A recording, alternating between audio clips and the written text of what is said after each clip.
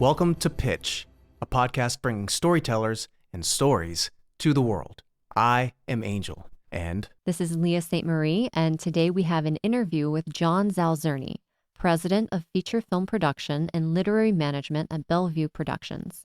His clients' credits include Infinite, Eli, Texas Chainsaw Massacre 2022, Office Uprising, and Splinter, with feature scripts that are set up at Warner Brothers, Fox, New Line, Focus Features, Sony, and others.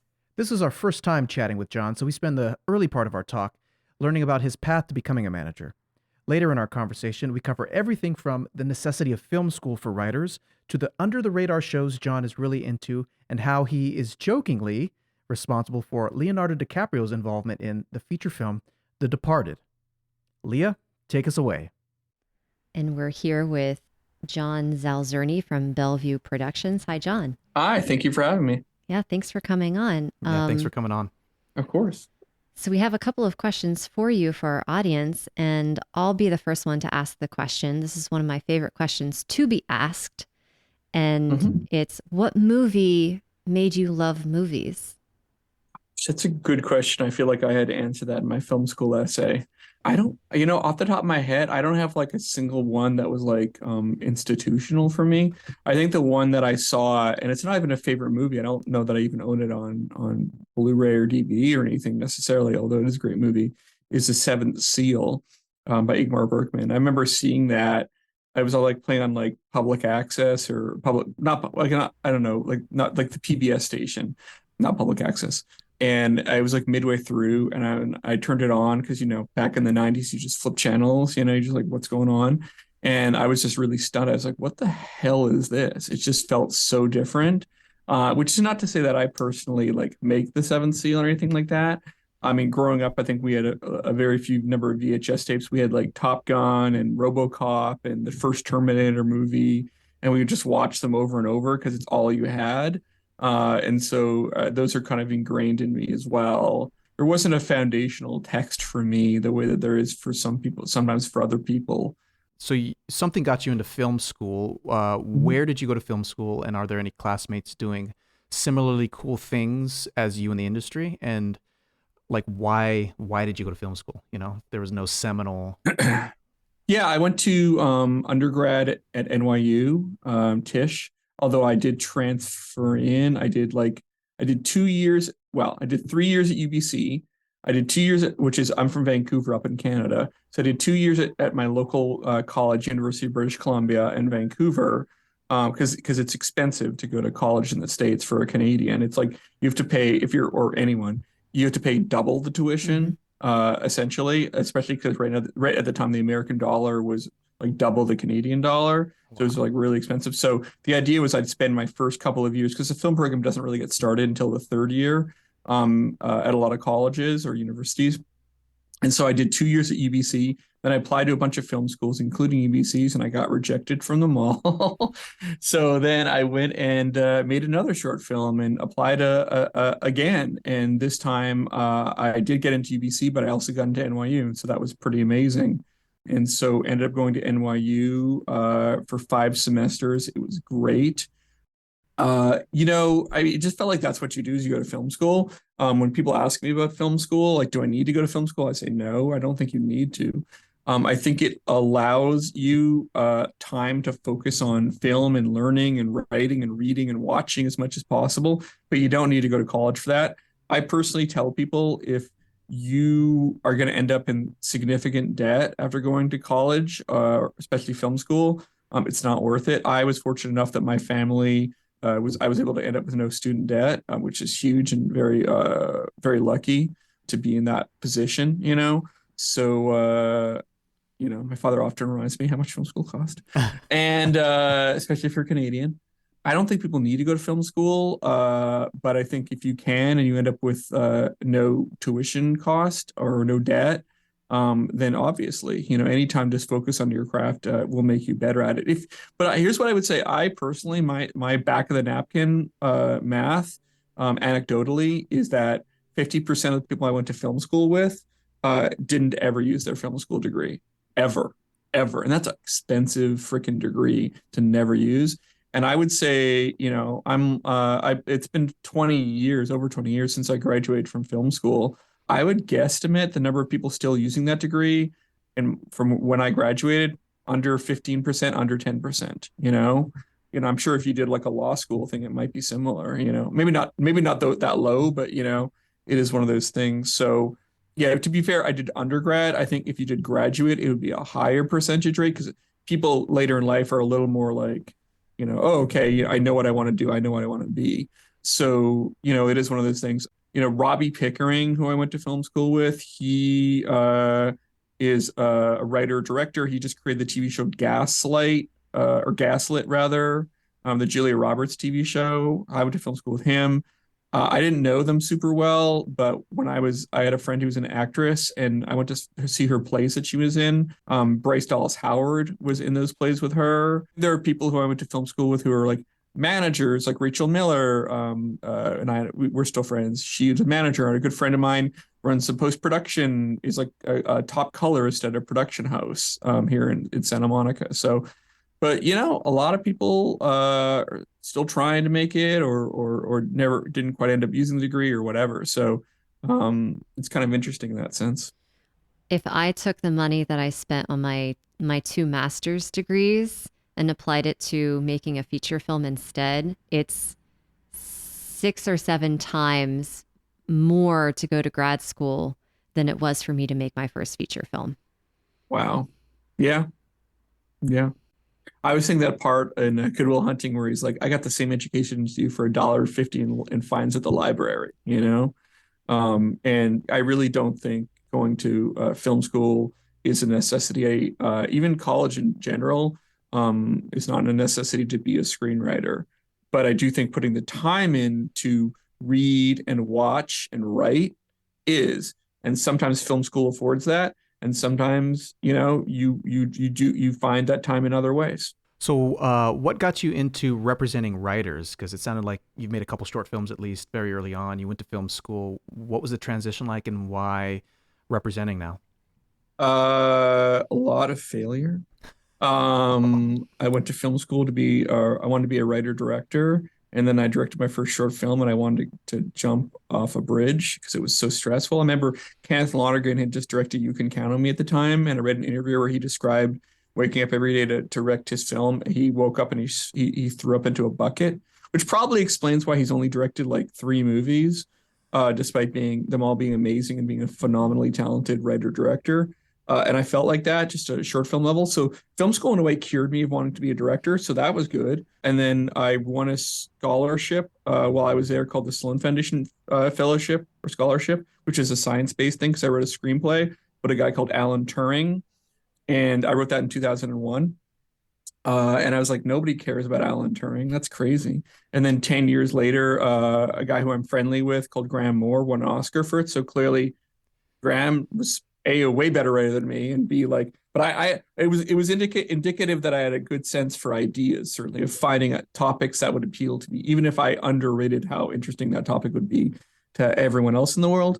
So I was like, I'll be a writer. So then I moved out to LA and I worked in feature development for Appian Way, which is Leonardo DiCaprio's company. And when I was there, I watched this movie called Infernal Affairs that I thought was amazing. I was like, oh my God, it's a cop who's secretly a gangster and a gangster who's secretly a cop. But I couldn't get anyone to watch it because it was a foreign film and they didn't feel like watching subtitles. And then I got turned into The Departed. So I was like, okay. I also read Superbad and I was like, this is amazing. And like, whatever, nobody paid attention. Not that Appian Way was ever going to make Superbad. Of course, Leo did end up starring in The Departed. Although I did have the good luck, I was driving him around one day and he was talking about The Departed and my boss was trying to get him to play the cop role. And I was like, no way, you got to be the gangster role. The gangster role is way cooler because I'd seen the original film. And you know what? I'm sure that's the reason he took the gangster role. I'm sure it's all me, the 100%. random assistant who was 100%. driving him to and from his house. Anyways, so I did the Appian Way and then I got fired. And then I went to work for a guy called Andrew Marlowe and his wife, Terry Miller, who were both screenwriters who won the Nichols.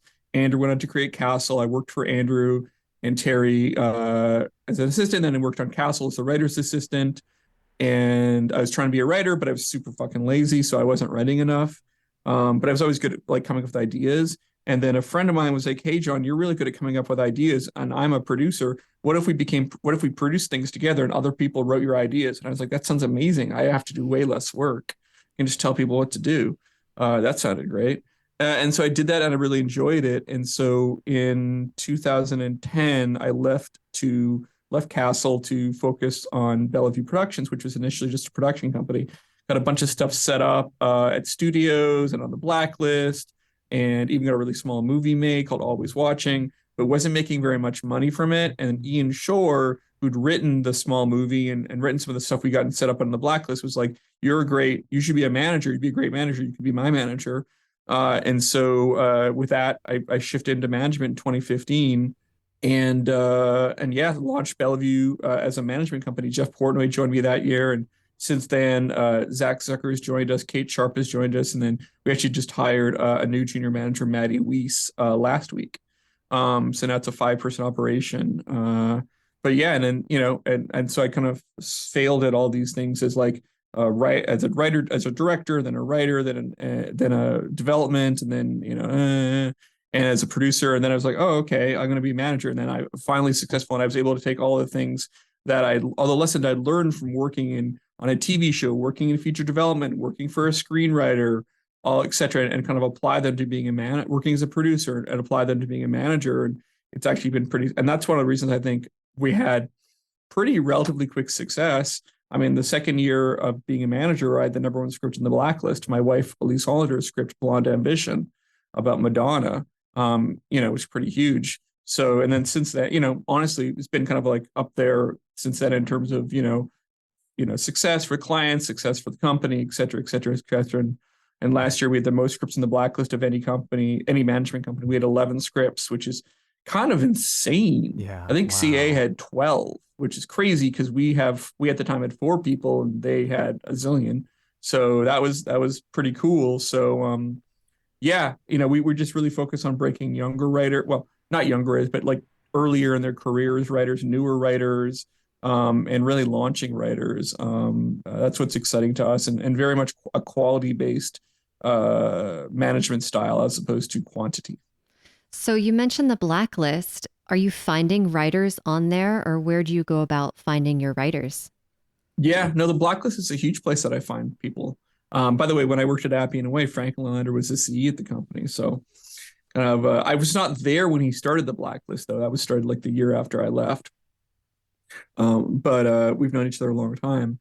I use the blacklist website to find people, and I've had people be on the blacklist website who then ended up being on the annual blacklist. Sometimes even with the script that I found them off of. So that's really cool. There's a script. I was just texting with a producer buddy. Actually, no, I guess I found that script through a query, I think. I can't remember.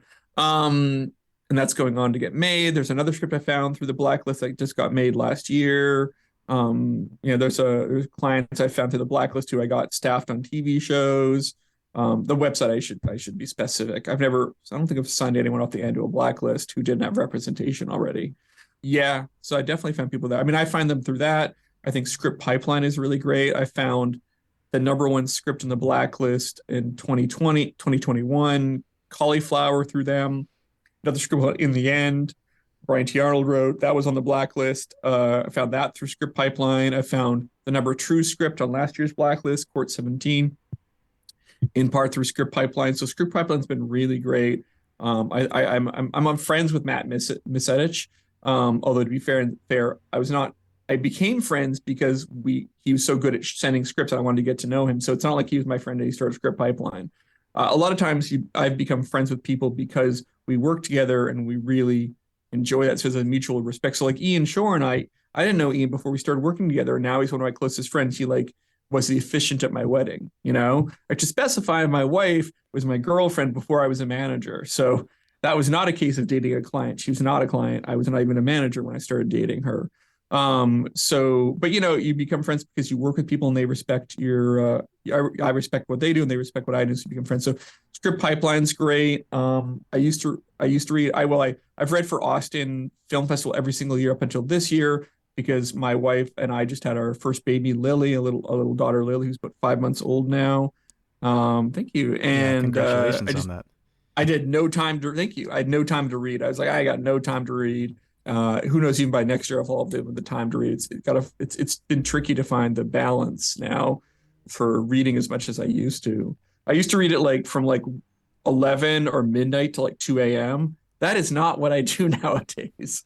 Even though Lily's pretty good at sleeping at the moment, knock on wood. So yeah, Austin. The other play I found writers through. I forget. I have a client, Alex Saria, who wrote the script Black Pill. I forget how I found her. I want to say it's like Screencraft, but it might have been a different competition. So I used to read for all. I mean, I still do. I just took the year off because of Lily. I read for all these competitions and stuff like that. And then people are like, I'm friendly with Joey Tuccio at Roadmap. He reaches out and will send me people. Coverfly, I get like this email like called the Red List, and they always highlight a few writers. So I see someone whose work is interesting to me and they don't have a manager, I'll occasionally download it and read it when I have the time. But I would say that the blacklist, when I get those weekly emails. So as a rep, I actually have done a Twitter thread on this, but as a rep, you get an email once a week that'll be scripts our readers recommend, one for TV and a separate one for features, and also for plays. Although I don't really do playwrights, but you might find a great playwright, convert to TV or features. But anyways, so I did that. So whenever I get that email, I almost immediately, as soon as I can, when I get it, I read through it. And if there's something that's interesting, I click a log line that's interesting. I click on it and I read the log line. If I like the log line, I click on it, and then I'll go and I'll read the first. I'll make sure they don't already have a manager, because sometimes people do. If they don't, then I'll read the first 10 to 15. If I like it, then I'll download it to read the rest of it at a later date. So that's kind of my process. But yeah, when I get those emails, them or from Coverfly, I read it very quickly. But the same from Joey Tuccio or from Matt Misetich over at Joey at Roadmap, or Matt over at Script Pipeline. If someone that I trust, I will always be like, hey, I want to read this. So I've seen in other interviews you talking about people sending you query letters, and what do the best query letters have in common that get you to say, yeah, sure, send your script over? Is it log line? First thing they don't have any files attached. I will auto delete anyone who sends any files attached.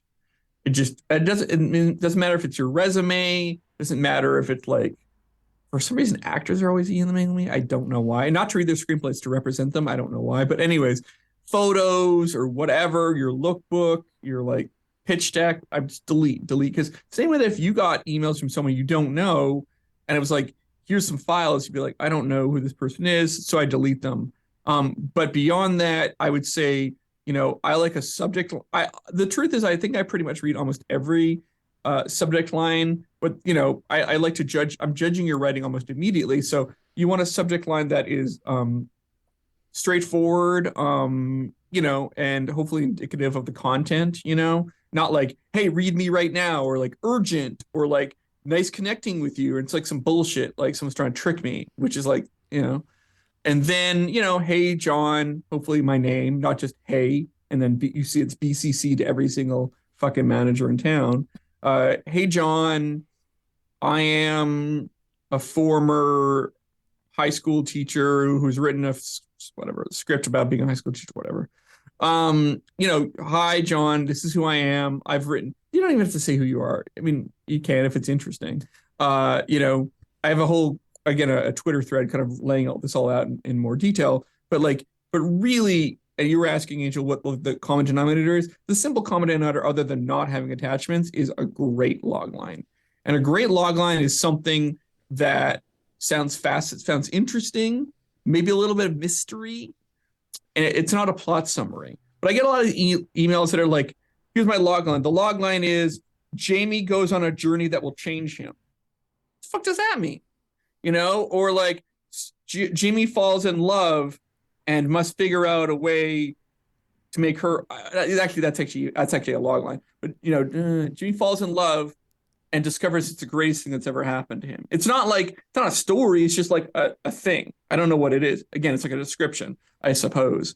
And it's like boring. If you can't write a good log line, then like, I know people are like, I'm a great writer, but I don't know how to write a log line. It's like, well, you got to work hard at it. That is a real thing. But really working at the log line, I like a little bit of mystery. something like that's always fun, when blank, then blank, but what if, but what, when Bill discover, I'm not going to come up with a good log line on the fly, but when Bill discovers that his wife is secretly an alien, he must figure out whether to turn her in or, save her. I don't know. Right. Whatever. But like, that's got like, you're like, oh, okay. What if he fell in love with someone, but they weren't, who they appeared to be? Like, there's a great script called, I want to say it's called Exorcism, a Love Story. I always fuck up the title. Possession, a Love Story. It's called Possession, a Love Story. And it's about this guy, and he and his wife are like fucking awesome. They're so cool. Like they're like leaders of the world, or they're like super cool, like awesome. Their relationship is great. They have sex all the time. They're super cool, successful. His wife starts getting sick, and nobody can figure out what's wrong with her.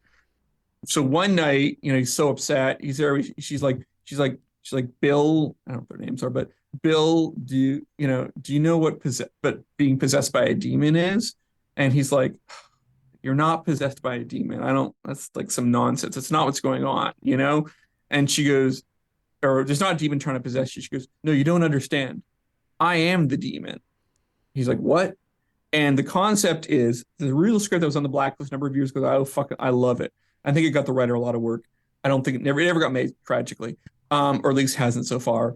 And it turns out that, let's call her Amy. Amy was a drug addict. The body was a drug addict, and then the demon took it over. And the demon is the personality that he fell in love with. And she's like, look, the personality is trying to reassert herself, the original person. You need to help me like do this ritual to make her go back and like make sure I still have the body myself, And he's like, oh, well, I love you. I guess I'm going to do this. And then the body starts to break through. And she's like, please, you don't understand what it's like to be a passenger in your own life. I want to change. I want to live. This is so awful. Please help me. Help me. And he's like torn. He's like, oh my God, I love my wife, but also like, this is shitty. What do I do? And so it has that kind of conundrum that can sometimes be really awesome. Not all screenplays are like that, but if there is one that's always interesting, the conundrum that you can end up in, like we saw this thing called Capsule to Fox like back in 2013, and it was about this guy whose life is like kind of shitty, but then he gets a message from his future self who's like, hey, it's me 20 years from now. I'm gonna help you make your life awesome by telling you what to do. He starts doing shit, his life becomes awesome, and then his future self is like, hey, I need you to kill someone. He's like, that's fucking crazy, I'm not gonna kill someone. And then someone shows up and says, I have to kill you or else I'll be killed. And he's like, oh my God, my future self is trying to kill me, which doesn't make any logistical sense, because how could that be? And so the movie is unraveling what the fuck is really going on 20 years in the future. It's a time travel movie without any time travel. And so that was kind of a fun concept of like, what if your future self is trying to kill you, I love this. Yeah. So like, now again, not all screenplays are like that, and they don't have to be. But if you can figure out a little bit of mystery, a little bit of like what the fuck is going on in the thing, when this, then this, but, I think it's kind of like that's always fun. What Cormac McCarthy said is just don't be boring. It's one of the sins that you cannot be. There was as a screenwriter. big discussion on Twitter about that the other day. I don't know if No, I didn't see it. You guys saw that. I commented on it very briefly because it was someone had said, I find that a really hollow platitude. Essentially, it doesn't mean anything. Like, because what's boring to Angel might not be boring to me, and vice versa, right? And what I wrote was like, you have to. My interpretation of that line is you have to make sure that the choices you're making, what Ian Shore always calls the A or the B, C choices, like what do you have to come up with a D choice or an E choice, come up with the unexpected, and you have to be rigorous on yourself to be like, have I seen this before? Has everyone seen this before? You have to if you're doing a horror film, you got to see all the other horror films and know that if you're doing something, you're pushing boundaries, you're like doing something unexpected. And so it's kind of inherent on you. I completely agree with that idea.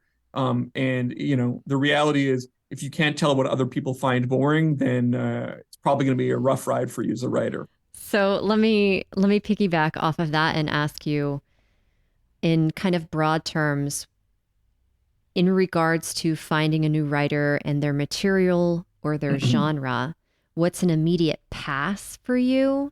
And then the opposite, what's a yes? In terms of what? Oh, like you're not doing rom-coms. Yes to thrillers, or if there's something more in depth. I don't really have, and I think anyone who's like, oh, I would pass on every rom-com, I think that's like silly because like, what if someone pitched you like the next, Four Weddings and a Funeral? Like, so there's no immediate passes to me. I would say what's a more uphill battle for me would be a broad comedy. Um, but someone found their way to do the next Liar Liar or the next, something of Mary or Tootsie or whatever, like I'm in. But broad comedies are just difficult in the marketplace. And honestly, comedy is always very I'm working on a comedy right now, and it's clear I've got notes back on it, and it's clear like what I thought was good, other people are not loving. Comedy is the most subjective of, in my opinion, of all the genres. So I would say I'm a little more picky when it comes to comedy. But I wouldn't say that like it's on my automatic pass. But in terms of like what I'm more inclined towards, I'm looking for something that feels novel. I would say I do have a fair number of genre clients, action, thriller, sci-fi, horror. But like that also means that the bar for signing someone else who does that is also high, because I already got some great horror writers. What does this person do that my clients don't already? Often that's a point of view, that's a way of seeing things in a different way.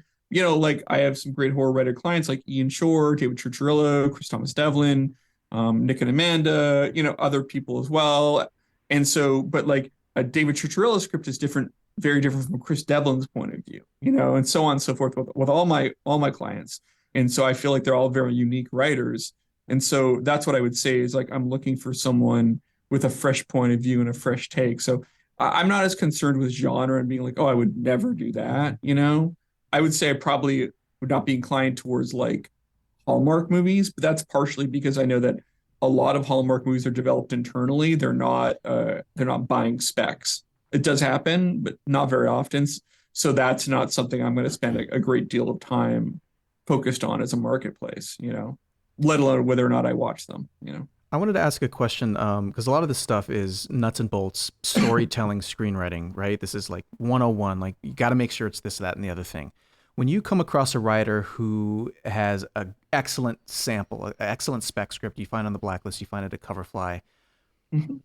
are you generally encountering them having the ability to talk as compellingly about their script and pitch their story as they're writing, or are you finding there's a spectrum of abilities with pitching verbally and talking about their stories with the writers who are excellent writers? I would say there's a pretty wide spectrum. I mean, look, I'm not really looking for people to necessarily pitch the script they've already written. I can pitch the script they've already written to people and get people. If I send people a script, they're going to read it, or hopefully most people will. So that's fine. What I need them to be able to talk about is who they are as a writer and pitch themselves. And to some degree, that's figuring. Like I was talking to a client today, and he had some ideas that felt a little more of an uphill battle. And I was like, hey man, I want that script that I can go and beat down every studio's door so they have to read you. They can hire you for their next OWA. But if you don't want to write that, that's totally fine. Like I think you're super fucking talented. But like for me, I'm always thinking like, where are we moving?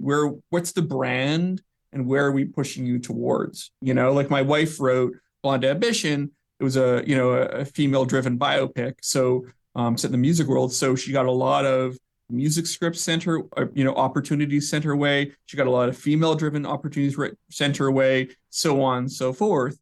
And so, and then she wrote an assignment, and then that opened up different possibilities, and so on and so forth. And so if you want to go up for an action OWA, but you have no action scripts, I can't really put you up for that. I mean, I can try, but it's going to be an uphill battle. And so I'm looking for you to be able to like, so the script gets you in the room, and then you in the room gets you more opportunities. But I would say, most writers are not necessarily the world's greatest salesmen, because it is a very internal process.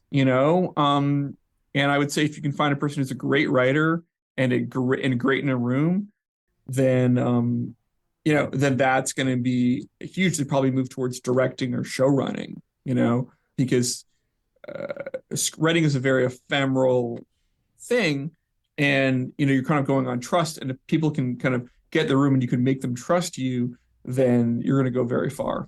Kind of related to this, at what point in a writer's career Do you think they need a manager? I mean, that's not to me to determine. It's really up to them to determine when they want to manage or when they feel like they need a manager. I will say, typically managers are a lot more in the current moment likely to sign clients early on in their career than an agent is. I've had clients who have very high profile scripts that people love, and yet agents are loath to get to sign on because right now, I mean, look, the reality is there's a lot fewer agencies than there were 5 years ago. ICM is gone. There are other agencies that are much smaller than they used to be. There's a lot of compression, consolidation happening in the representation space. And so agents are kind of like, I want a person. They want to know how quickly can you get to making them money, and they're not, and there's pressure on them to have a list that almost entirely makes them money. So, I think managers are historically going to be more open to taking on someone who's not going to make them money tomorrow than agents are. But there are exceptions, and there are agents who think like managers, and there are managers who think like agents. But I wanted to ask about something that came up in another interview of yours where you talked about working with a writer whose script is almost there. Say the script is at 70%, and you were like 30% more work, and we're selling this baby, or it's ready to go out. Or it's ready to go out, yeah. Yeah, ready to go out. What's your process on giving notes? And now that I understand that you came from a writing background yourself, you went to film school, that's a little bit insightful into how you developed the process. But how has the process changed over the course of representing people and giving them notes? I don't think the process has really changed necessarily for me, in part because the process comes from kind of being a writer and also really more from my days as a producer. I don't like to do written notes. I do verbal notes entirely, typically over a phone call. I like to, if I can with a new client, I like to start from like scratch at the logline phase. But if it's an existing script, when I want to sign someone, I'll be like, look, this is what I think we should do. This is the plan. This is what I think should change about the script. And hopefully they sign with me because they agree with that. It'd be kind of weird if they're like, I don't think the script needs any more work, but I'll sign with you anyways. It's about getting the script to the level where it's good enough that we can take it out to 1 million people, which I will do, and, get everyone to read it. If I'm going to take something out to 100 executives, it better be the level of quality that reflects well upon me. It's very much a verbal process. Again, not written down, just going over the script, being like, I think we should tweak this. I think we should do that. Here's an overall note we want to think about. Here's that. Here's this. And then they'll do it, and they'll do the notes in revision mode. I'll read the revised pages and be like, hey, this is great. Tweak this, tweak that. I think this. And again, it's always a conversation. And I find written notes annoying because written notes often proceed from one place where it's like, so this script isn't working because the first act is too slow. So let's just get rid of this thing that happens at page 15, and then everything will move up 15 pages, And by the way, that might be the right solution or it might be the wrong one. I like to pitch it. I'm like, hey, I'm going to say that. And the red's like, I get what you're going for, but I think we could accomplish it more by doing this instead. I'm like, oh, that's a great idea. And then therefore it changes the entire ripple effect of all the notes I would have given. Whereas written notes tend to be based on a certain idea and then expand outward from that. And so for me, it's about having a conversation, and hopefully through that conversation, a better idea can arise. So I like it to be a conversation. But I think for me, what's really helpful, instead of a writer, and it doesn't happen often, but writer being like, no, I disagree with that note, just being like, okay, I understand the note, but I don't think the solution you're pitching is the right solution, And I think that's a good thing to think about when you get into like paid work and working with actors and directors, is you can't tell someone their note is, especially if they're paying you, that their note is dumb. But what you can do is try to understand that note and then figure out the best solution for it. Because all people really want to do is be heard. Now, there are some times where an actor would be like, hey, I think I want to change my character's job from lawyer to plumber. And he'd be like, look, I get what you're saying, but maybe what if he was a dentist or a lawyer who used to be a plumber? And they're like, no, they have to be a plumber. And there's no getting around that, right? But more often than not, it can be a conversation where you wonder, as my old boss, Andrew Mellon, used to say, what's the note behind the note? I don't think he invented that saying, but he's the one who told me it. I want to steal one of your questions, Angel, just so we make sure that we get it in. Sorry. Get it. Yeah. Get after it. Thanks. How many scripts are you reading a week? And then I think there's a follow-up question you also have, Angel. Yeah, he already answered. It was what's your stop point? You said 10 to 15 pages. If you like it, you'll download and keep reading. But at what point do you hit the N- eject button? no, I mean, like, are you reading 5 scripts per week? Are you reading 10 scripts per week? Not where in the script do you end? I don't know. If you'd asked me that in July, I'd have an answer. Yeah. I don't have an answer right now, just because I'm adjusting to being a new dad. Um, but also, it's a kind of a hard thing to say, because it's kind of been like, how often do you bring your umbrella to work? And it's like, when it rains, you know. There are weeks when I get one or two scripts that I think are worthy of a potential consideration for a client. There are weeks when I get five, you know? So I'm reading as many scripts that I have deemed to be worthy of me to check out, you know?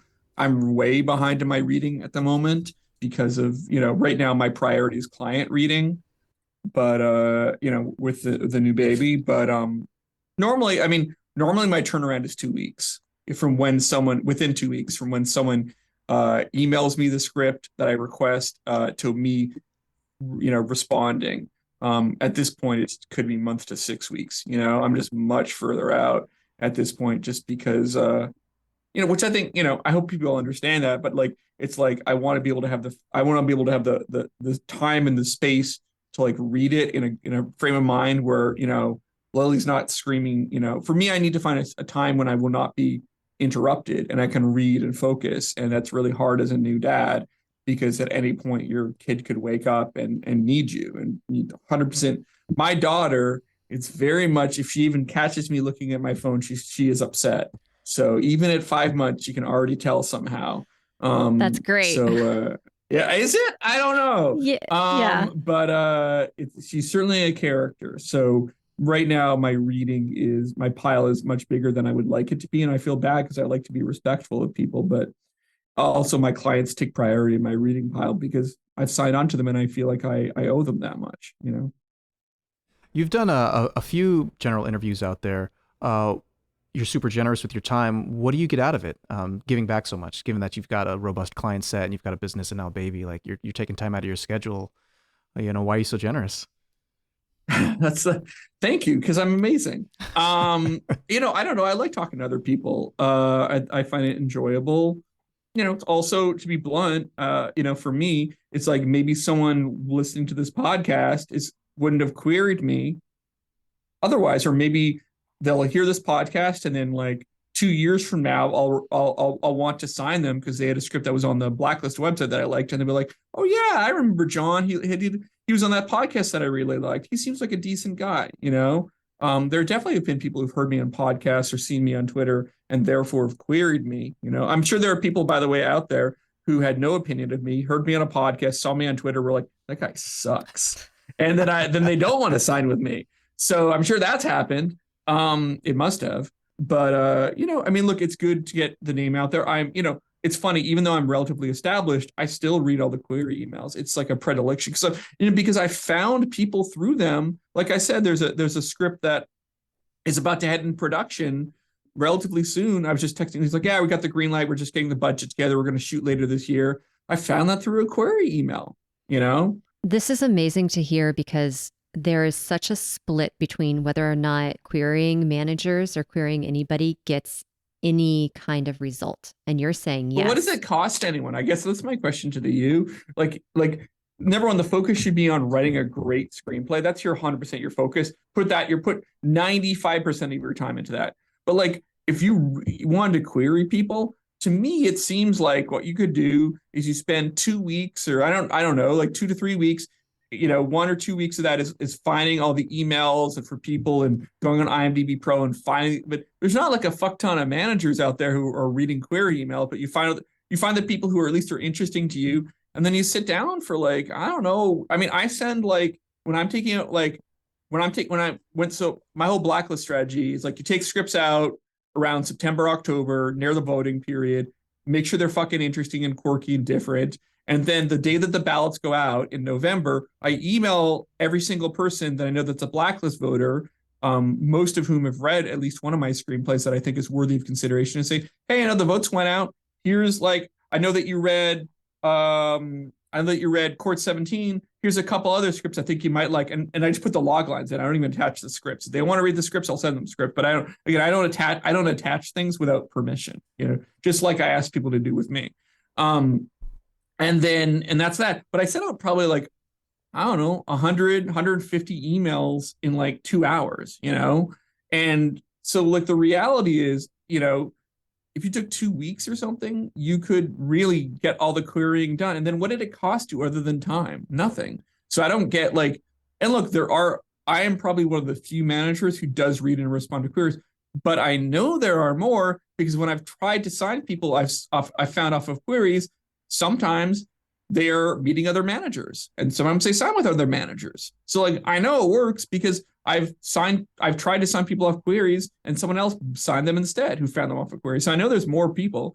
Now, look, you're not going to get Guyman Cassidy at 360, who's a massive manager. He's not reading, but like maybe a junior, up and coming manager at Management 360 is. So I don't understand why people are like, oh, you should never, like it requires, if you had to pay $5 each query, yeah, of course.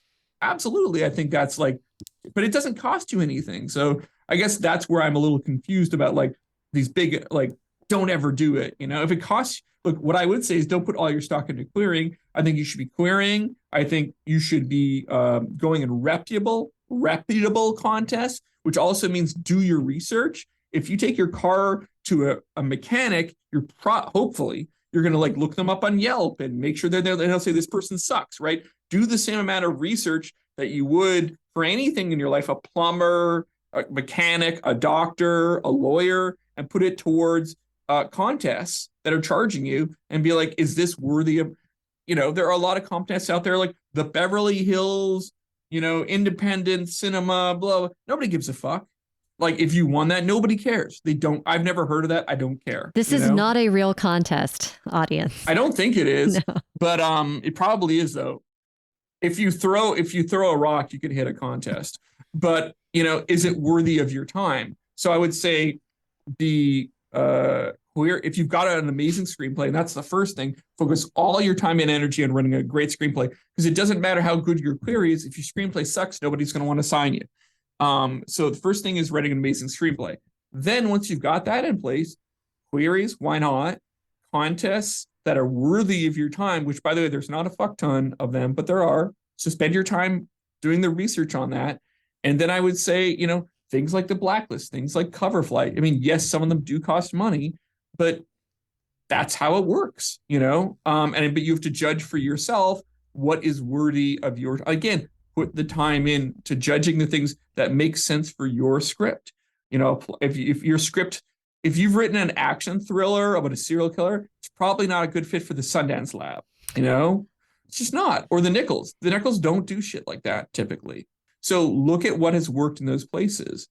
Yeah, and put your time into the things that are worthy of your time. But I would never tell, and if you're in Los Angeles, I think it's worthwhile to, I don't like the term networking, but get to look. I think up and coming writers should get to know other up and coming writers, if for not for networking, quote unquote, but to find friends that you can be like, oh man, the producer just gave me awful notes. Oh, it's happened to me too. They're going to understand you. My wife is a very successful screenwriter, and she's become friends with other successful screenwriters because they can be like, oh my God, the studio just hired someone to do a polish. It sucks, or the director is, recasting. I can't believe it.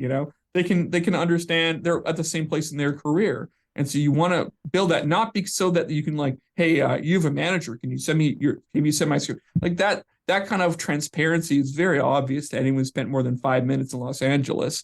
Do it from a good place. But yeah, maybe, if you go to a screenwriting Twitter meetup, maybe you'll meet someone who might be helpful for you or not. I don't know. I think it's do it because you like people, not because you're looking for an edge, but but things do happen because you meet someone, but hopefully it comes from a good place, So we've got about 10 minutes left before you got to jump off. Leah, did you have anything you actually wanted to squeeze in? I have one more question, but do you have something that you are just burning to ask that you want to use this time for? Yeah. So my burning question is, John, are there any under the radar TV shows or movies that you've seen over the last year that aren't getting the recognition? You're not like the White Lotus or the There's Bear. one I talk about all the time. Everyone who follows me on Twitter may be tired of this, but it's called Mr. In Between. It's on Hulu. It's formerly an FX show. It's a New Zealand, no, it's New Zealand, Australia. It's Australia. It's Australia. It's an Australian show about a guy who's kind of a criminal. Well, he's definitely a criminal, but like he's described as a hitman sometimes, but he's not really a hitman. He does kill people, but that's not really his job, except for when it is. He's a criminal. He's a low-level criminal, but it's just funny. It's only half an hour. The first season is 6 episodes. You could watch the whole thing in 3 hours in one night. The first season, I should say. It is one of the best shows I have ever seen and a personal favorite of mine. And I should actually check and see if this 3rd season is available on Blu-ray, because I don't trust streaming websites to keep things forever. But that's the show that I come back to a lot. A movie that came out relatively recently that I feel like nobody's talking about and they should is She Said. I watched that probably about less than a week ago. And my wife actually watched the first half hour of it. And she's like, I stopped because I knew I wanted to watch it with you because it's so good. I'm glad she did, because it's really knockout good, and it's not getting the attention and the acclaim that it absolutely deserves. And also, this one has actually started to become a bit of a thing online that people are vouching for. Puss in Boots: The Last Wish. I watched that, and it's really, really good. I would say it's the Paddington 2 of this year, as in a children's film that transcends to adults really loving it. I love Paddington 2. I don't think it's as good as Paddington 2, but it's really fucking good. Paddington 2 is like the high water mark, and Puss in Boots is just a little below that. But it also, the structure and character arcs is impeccable in Puss in Boots. It is a impeccably made, impeccably structured film that I think anyone who watches it, who wants to be a writer or is a writer, will learn from. I learned from it, honestly. That's great.